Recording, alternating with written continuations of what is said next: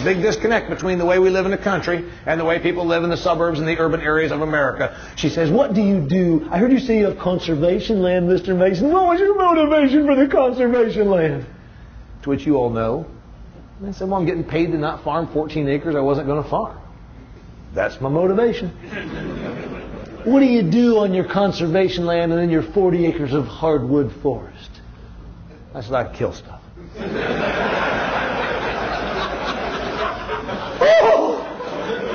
In the suburbs of America, they hate the idea that we kill things in the country. And I tell everybody when I'm sitting on airplanes, I say, oh, we're good at killing stuff in the country.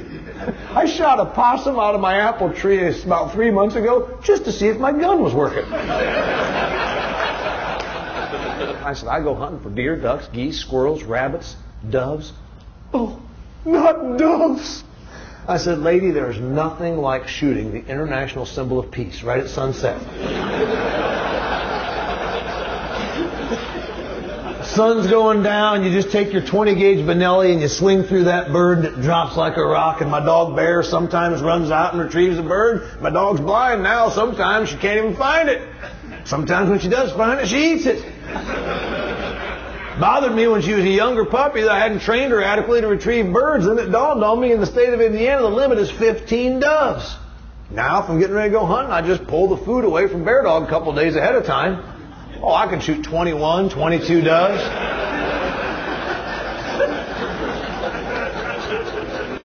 We did not have soda pop. 45 years old. If you're younger than me, you think soda pop. You guys call it soda or pop there in Tennessee, I don't know. Coke. Okay. Coke. Soft drinks.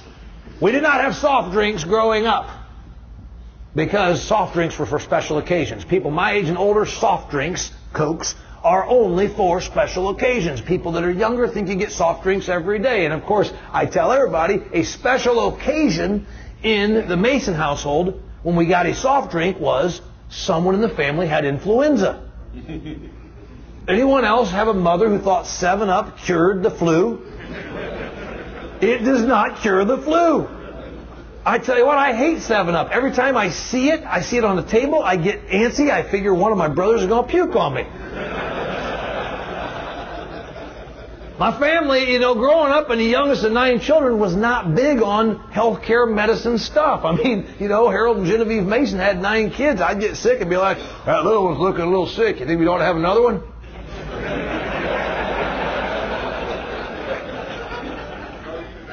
I didn't have NyQuil until I was in my late 20s. Anybody else relate to this? Anybody else?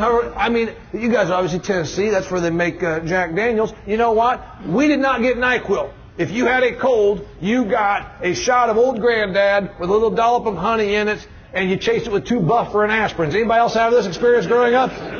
I, honest to goodness, was at Purdue University my freshman year. I looked over in the corner, saw dudes doing a shot of cheap whiskey, and I went over and said, who's got a cold?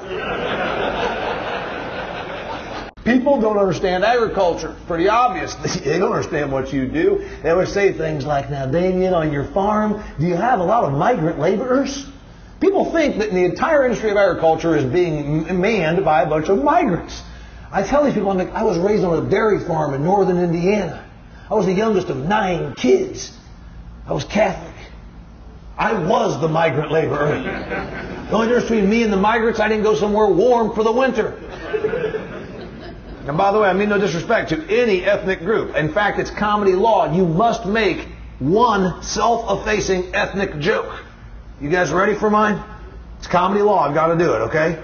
I've got to make a joke about my own ethnicity.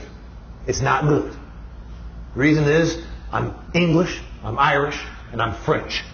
Which means I can take over the country, but then I promptly get drunk, start a fight, and surrender.